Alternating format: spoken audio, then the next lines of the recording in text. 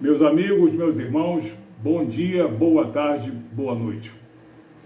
O que você entende como igreja? O que as pessoas não cristãs entendem como igreja?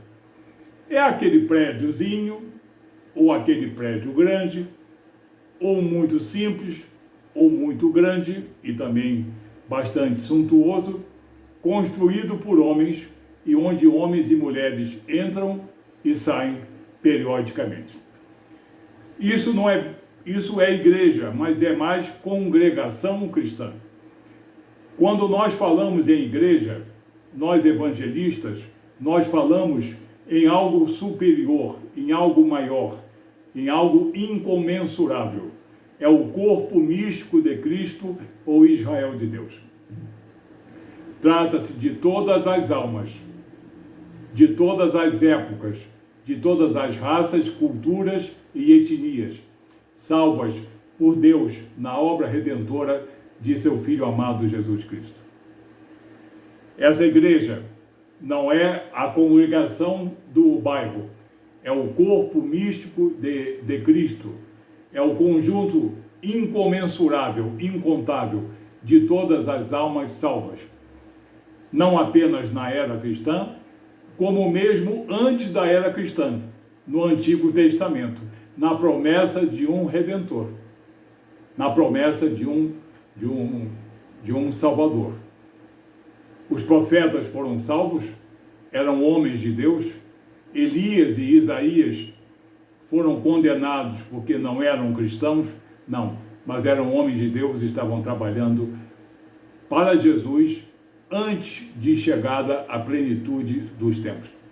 Então, igreja como corpo místico de Cristo ou Israel de Deus é algo superlativo, é algo maior, é algo de uma dimensão incomensurável, numericamente impossível de nós avaliarmos, mas contém todas as almas salvas na obra redentora de Jesus.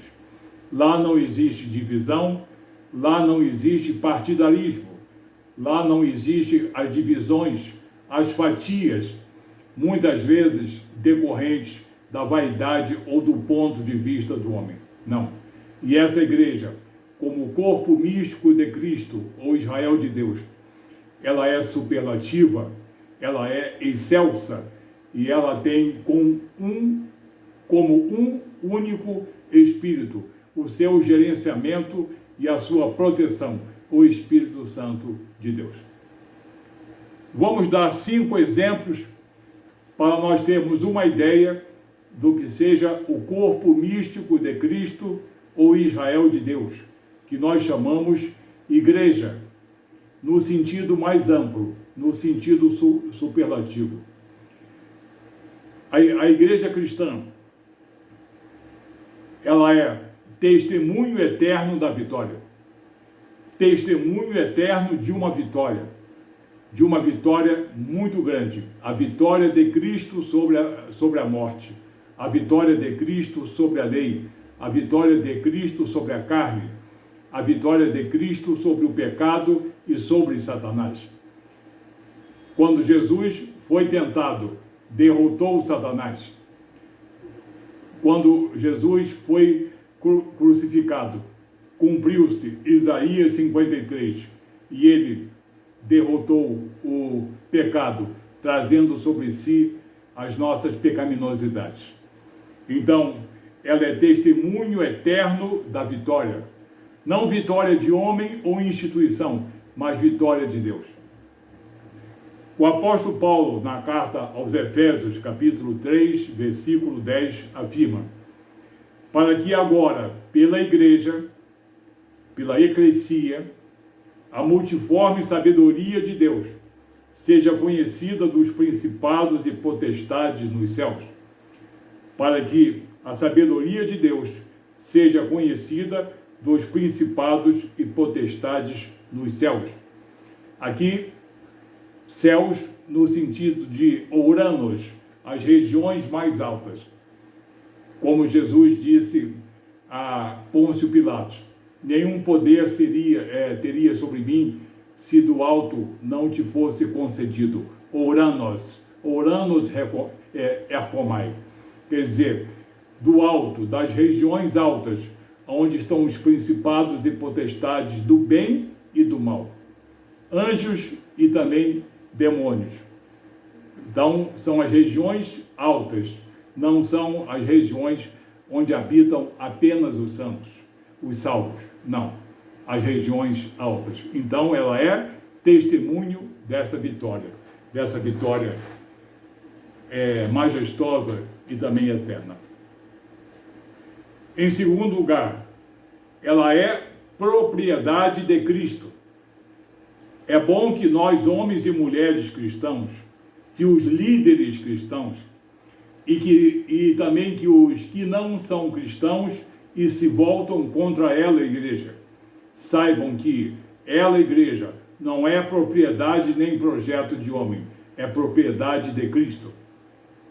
No livro de Atos dos Apóstolos, capítulo 20, versículo 28, o apóstolo Paulo diz: olhai, pois, por vós e por todo o rebanho, sobre o qual o Espírito Santo vos constituiu bispos, para apacentardes a igreja de Deus, que ele, Deus, resgatou com o seu próprio sangue, ou com o sangue do seu Filho amado Jesus Cristo. Paulo disse isso quando estava saindo de Éfeso e se despedindo dos anciãos da igreja de Éfeso. Então ela é propriedade de Cristo, não é propriedade de homem ou instituição. Propriedade espiritual, moral e doutrinária de Cristo. Sabedoria humana aí não conta. E também erudição, muito menos. Não passam de vaidade. Terceiro exemplo. A igreja cristã é projeto eterno de Deus. Projeto eterno de Deus. A igreja foi instalada na face da terra em Pentecostes, Atos capítulo 2, versículo 38. Mas ela, como projeto, como vontade e como plano de resgate e também de aperfeiçoamento, ela é eterna, como é eterna a vontade de Deus. O apóstolo Paulo, em Romanos capítulo 8, versículo 29, ele afirma: porque os que dantes conheceu, também dantes os predestinou, para serem conformes à imagem de seu Filho, a fim de que ele, Jesus, seja o primogênito entre muitos irmãos. Então, ela é um projeto eterno de Deus. O próprio Jesus afirmou a Deus Pai na sua oração sacerdotal. Evangelho de João, capítulo 17, versículo 5. Pai, glorifica a teu Filho com a mesma glória que eu tinha junto de ti, antes que o mundo existisse, antes que o mundo fosse semeado com vida. Quarto exemplo. Isso é para nós cristãos e para os que não são cristãos também. Vejam, ouçam e pensem, ponderem. A igreja cristã é a atalaia da verdade. Eu disse que é atalaia da verdade. Não de uma verdade, mas da verdade, da única verdade. Qual é a única verdade? É a verdade que provém da vontade soberana e eterna de Deus, manifesta em Jesus e no Espírito Santo de Deus. É a atalaia da verdade. O apóstolo João, em sua primeira epístola, 1 João capítulo 5, versículo 20, afirma: e sabemos que já o Filho de Deus é vindo, ele se referindo a Jesus, e nos deu entendimento para conhecermos o que é verdadeiro, para conhecermos o que é verdadeiro. E no que é verdadeiro nós estamos, isto é, em seu Filho Jesus Cristo. Este, Jesus Cristo, é o verdadeiro Deus e a vida eterna. Então, ela é atalaia da verdade. Não de uma verdade ou de um ponto de vista ou de uma especulação. mas da verdade única de Deus para nós todos. E em quinto lugar, ela é fonte da eterna esperança. Mas a eterna esperança não está na sabedoria do homem, na tecnologia, no raciocínio e na sabedoria do homem. Não. Muita coisa depende disso. Mas a eterna esperança não depende do homem. Depende unicamente de Deus.